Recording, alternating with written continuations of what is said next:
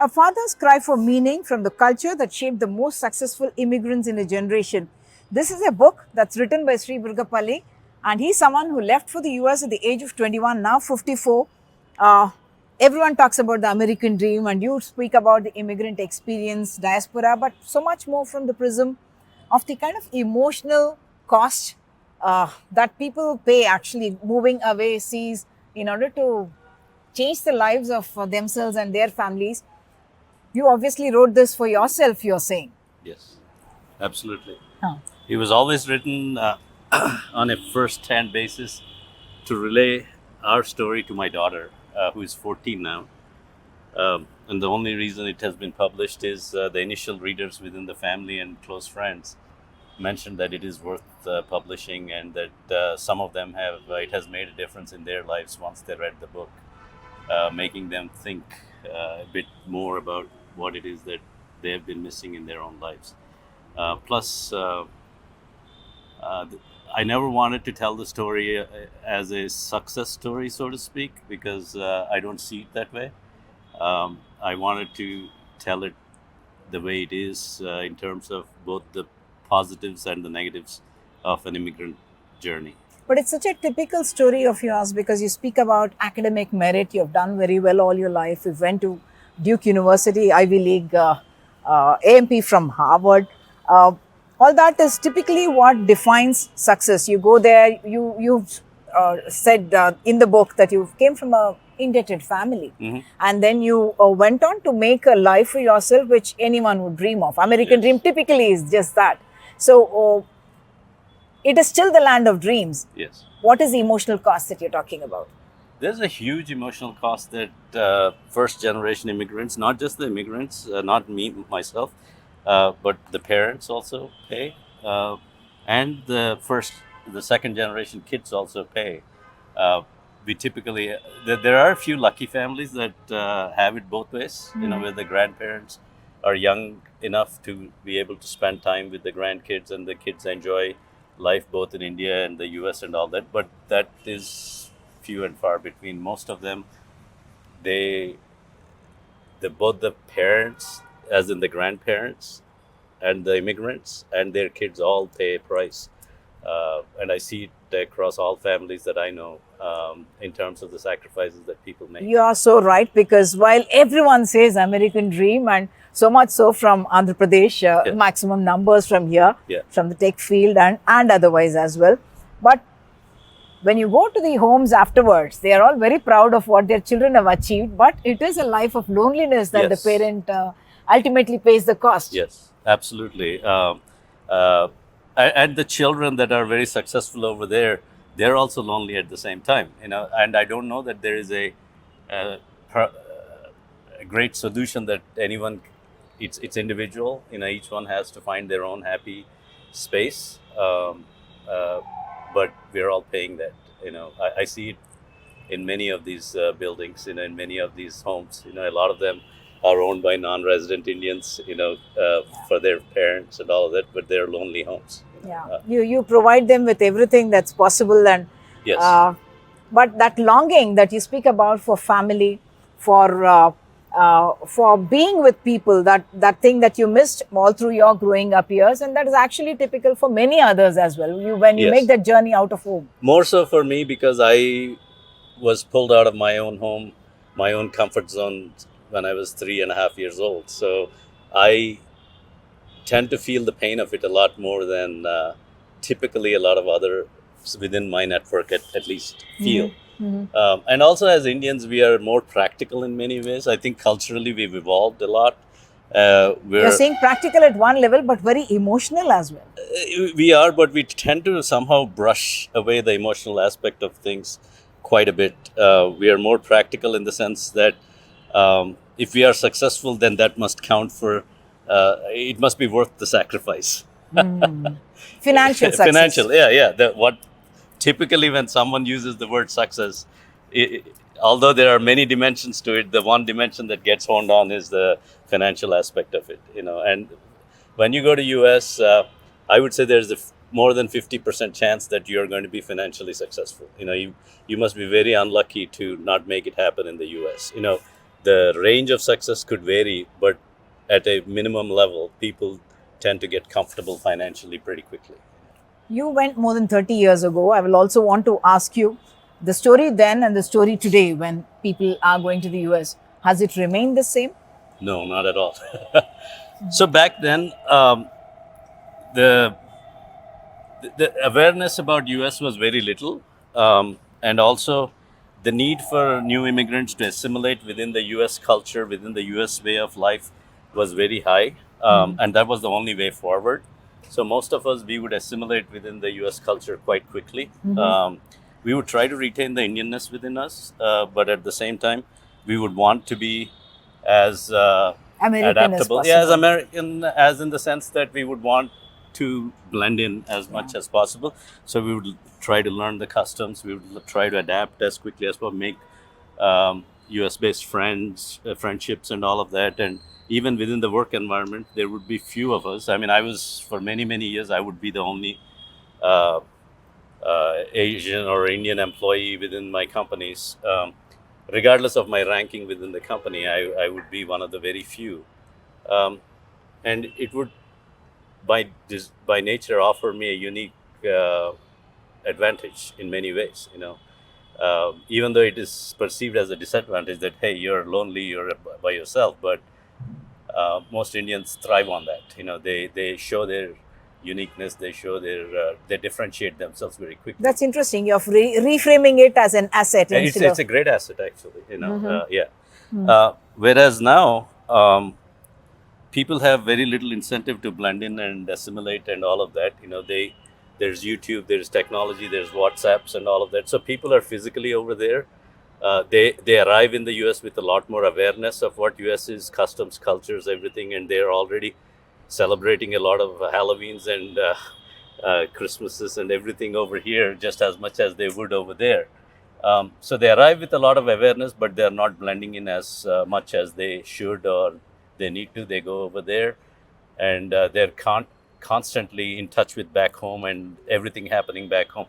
They don't watch football anymore over there. They watch cricket. That's very interesting. Sitting over there. In They don't fact- watch the okay. Western movies as much as they watch the local Telugu and Hindi movies over there. So more Indian there actually. They're far more Indian there, at least over there, than they are over here. And everything in terms of food, in terms of entertainment, everything is available so much over there now that they're far more. I would bet that a typical Hyderabadi is probably trying to be more Western than a person in Dallas or Houston or one of those places is trying to be Western now. The Indian immigrants over there. So it's just a different vibe. Okay, let's come back to your book. You actually start with that, if others cry for meaning. I reckon you speak about your father's death by suicide. Yes. Mental health is something that we in India don't really talk about. You talk about him as a very social person, talk Yes. about him as having a good relationship with your mom as Oh, well, yes, and yet he was not able to talk about it.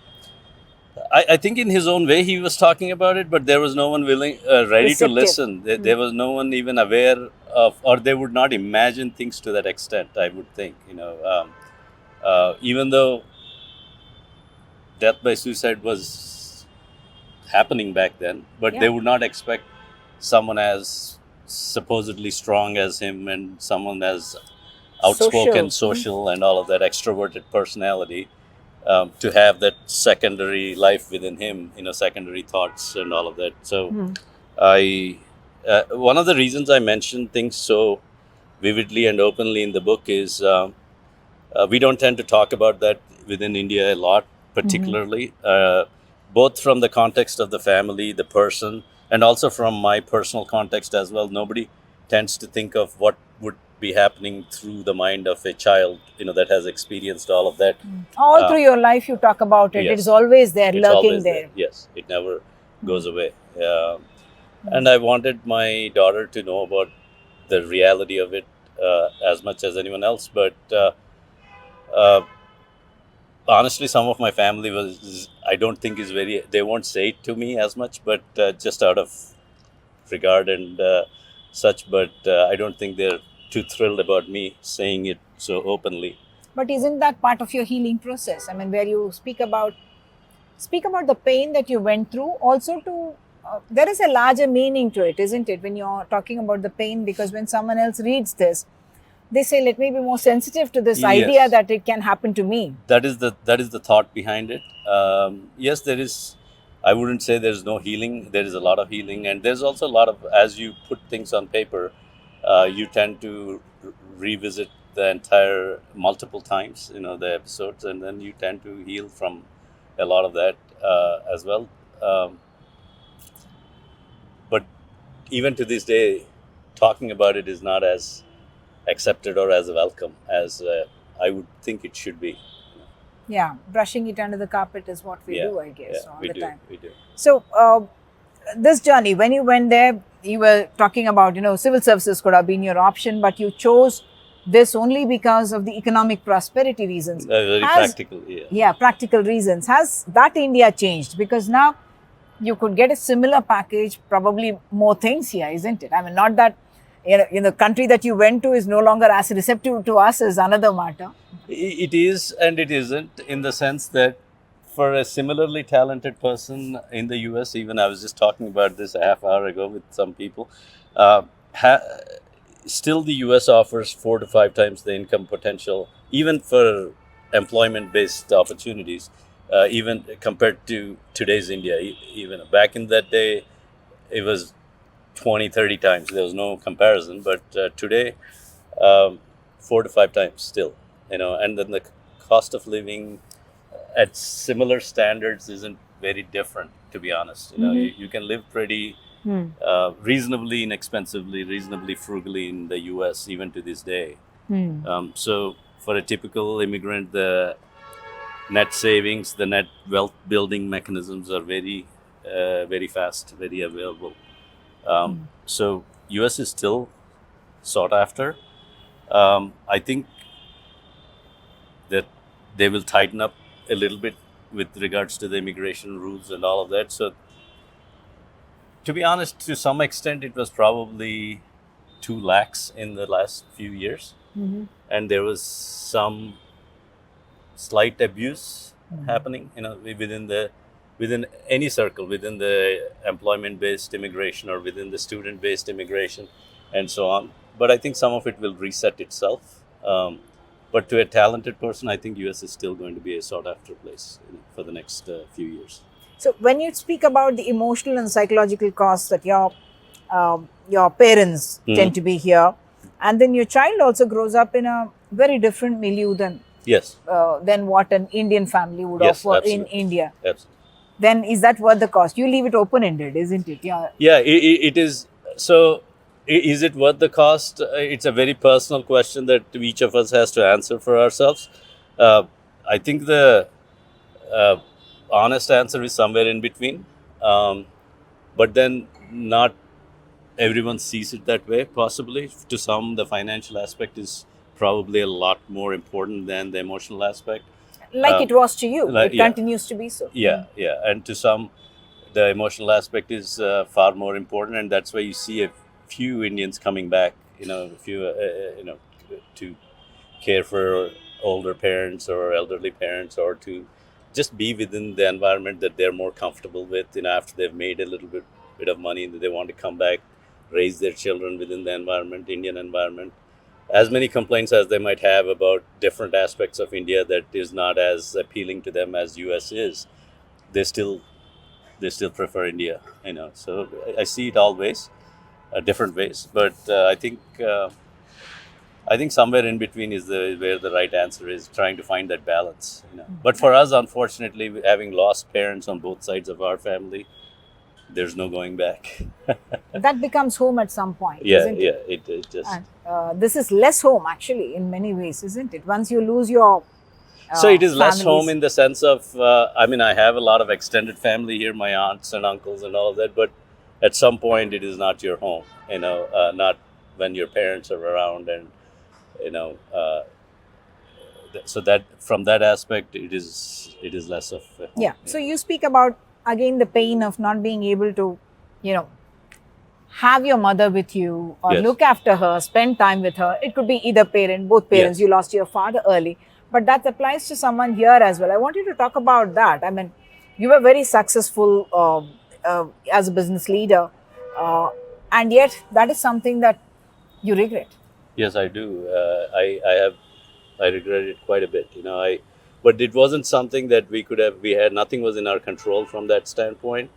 Um, and that is where some of the Indian philosophical, we are very evolved culturally, philosophically. So with an Indian mindset, we try to find answers to where, to find some solace, to find some contentment within what we have, but not having your parents. Because for me, it was something that I grew up with. I found purpose for my own life within my mother, within the promises I made to my father. But when I lost my mother, it felt like my purpose is lost. Um, and I was kind of purposeless for a little while. And it took me a lot of inner working. Your daughter brought the purpose back. Yeah, she did. Not just with her birth, but eventually for me to find meaning from that aspect of it. So some of it could be just my personality, where I might have that innate need to lean on to another person to find my purpose in serving the needs of another person, within the family or within the network. Some of it could be just me. But I feel like a lot of people are that way. Family is important to them. Yeah. But they just don't know how to articulate it. They don't know how to go about it. So hopefully they'll find, they'll connect with the book. They'll find some. So the Indian diaspora, when you talk about the Indianness, I mean, you actually said people are becoming more Indian even though they are immigrants there. What are they doing right? What are they doing wrong in terms of saying, I want to retain my Indianness? And I don't know whether it is there in the next generation, second generation children who are born there. It is, surprisingly, a lot of the second generation children growing up in the US, they identify themselves as more Indian. I know. So 20 years ago, the kids the kids of parents that have emigrated in the 60s and 70s that grew up in the 80s, they did not have a whole lot of Indianness around them, Indian connections and all of that. So I tend to notice that a lot of them, they want to be Indian, but they are not as connected with it as much, just due to the way things were for them. So some of them are that way, but then many of them, they shied away from being Indian because it was looked down upon in some ways. It was looked in many ways when they were growing up, within the school environments, there's some bullying, so they want to stay away from being, they don't want to identify themselves as being Indian as much. But the kids that are growing up now over there are the ones that are, say, age 10 to 20. I mean, they have as much Indian network within their environment as they would have growing up in Hyderabad. Is it because of the profile of an India growing, or is both, it the pride profile in India? And also just the sheer number of people that are there. I mean, you go to a college in US, a university in US, at advanced degree levels, there are some classes have 30% Indians. So they are, by design, it's all there available to them, and then so they are all trying to be. Identify themselves. They have so many opportunities, be it festivals, be it, they do a lot of cultural events. They do a lot of, there are a lot of social clubs, within the Indian network and all of that. So the current generation of kids tend to balance both ways. They're as Western and then as Indian at the same time. They're not shy about it. They're not afraid to claim their identity, which is a great thing, actually. And to me, being Indian is all about the family values that India brings, to just culturally, how we tend to, we all have differences within the family, like any it's just two humans, there's always going to be differences, but we tend to, so those are things that you would think we need to hold on to. We need to hold on to.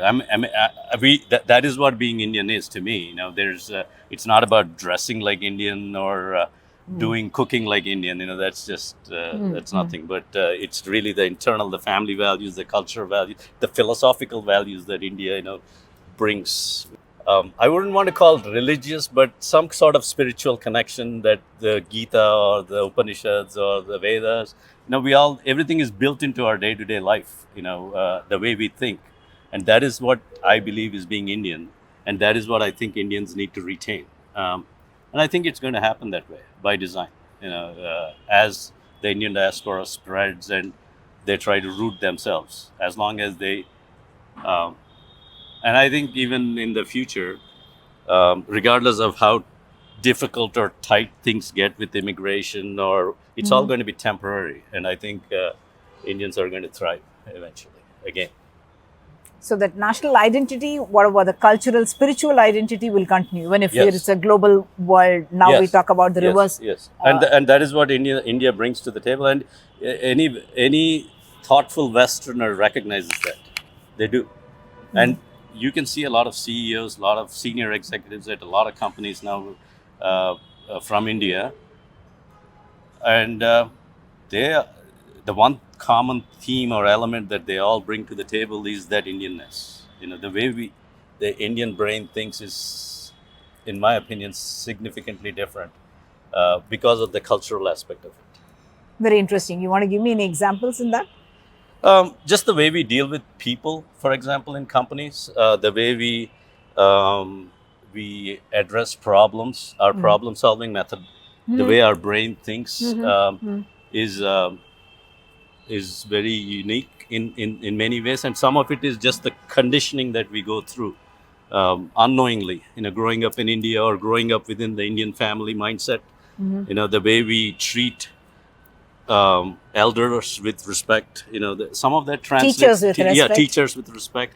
A lot of that translates into how we behave at work as well. I'm not saying that every Indian behaves that way, but I wish every Indian behaved that way. That is what the you important see thing. as that Indianness. Yes, that Indianness. A lot of us, there's the same politicking, the same type of negative aspects of Indian society, with caste-based or, in some ways we tend to look down, there's on people, because based on their ranking, based on their cadre within the companies and all that. So some people, they display those sort of hierarchical mindset. They do display that.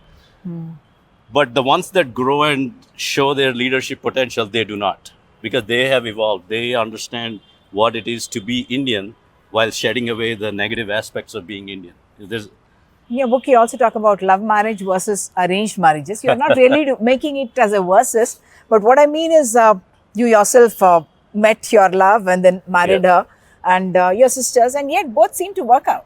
Yes, both seem to, and that is why I mentioned that specifically in that context. And there's like a 10-page monologue on it with my thoughts. The search for the groom. Yes, in terms of my thoughts. I some of it seems trivial in the way it was written, in the sense that it was all. But that is what we go through, isn't it? Yes, I wanted it to be that way, to say, look, it's not a very difficult process. There are some ground rules that have to apply to this. If the ground rules are followed, and if there are certain other elements that come together, and of course with some luck and chance and all that playing its role, I believe both marriages could work. And in India, when I grew up, the love marriage is a taboo subject. It was all about the arranged marriages, but then I know many arranged marriages that are not very successful either.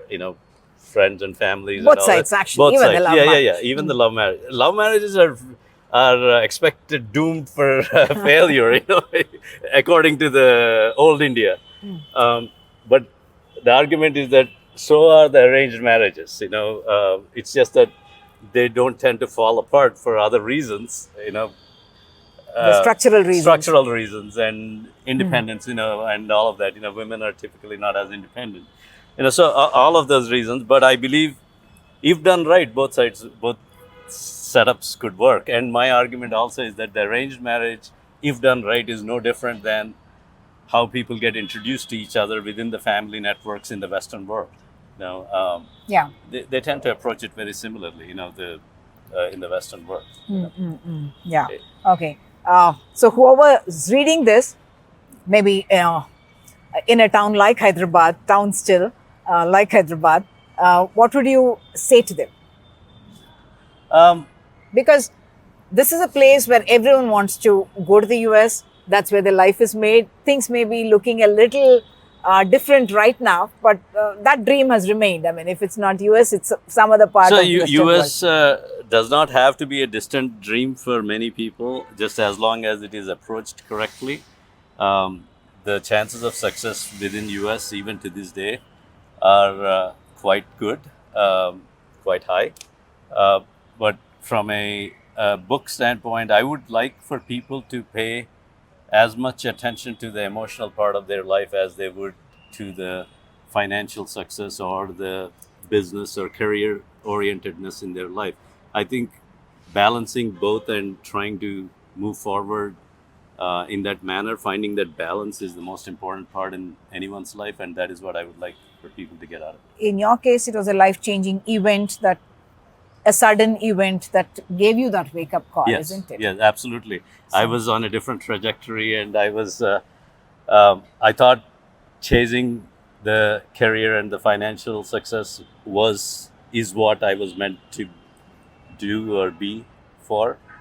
But when I was 35 years old, my mother passed away in a horrific accident in the US, and my niece also passed away in the same accident, and my sister was in a comatose situation for a month. It took me several years after that to come out of that. I never realized that that is what trauma is until I realized many years later that everything I've gone through is actually what trauma is. I wouldn't even approach it that way. I would shy away from any sort of help that anyone would offer me, or even I didn't know how else to deal with it other than the way I dealt with. Yeah. But I think that situation woke me up to make me realize that that is not my future. Because I don't need any more money than what I have. I don't. At some point, people need to realize that. Yes. So, converting your trauma into a testimony for people to be able to get those life lessons, it's an interesting, very personal journey that he speaks about, but many takeaways for all of us. Thank you so much for watching.